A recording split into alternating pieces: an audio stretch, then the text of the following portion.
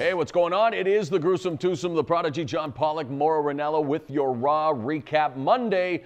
Raw came to us from the Air Canada Centre in Toronto. Pollock, you were there live. I watched it on TV, and I mean, I love William Regal's newfound power, his new gimmick of the King of the Ring and GM, and he could be a money-drawing heel in a program with Triple H maybe for SummerSlam, but this gimmick of turning off the lights at will is already long in the tooth. Well, I want to see where they go with this. Obviously, they're trying some very different measures to try and get Regal over as a heel. I don't think it went over terribly bad on Monday night at Raw in the Air Canada Centre. When you start tinkering with pay-per-views, and for me, ending Raw as they did last week, I think that's going to upset people in the wrong kind of way. But what they're doing right now, I think just, drunk with power, I think it is working right now, and the crowd did respond to it last night. Speaking of the crowd, I understand a different demographic in attendance Monday night. Absolutely. Toronto's always known as a hardcore city. They go against the baby faces, cheer the heels.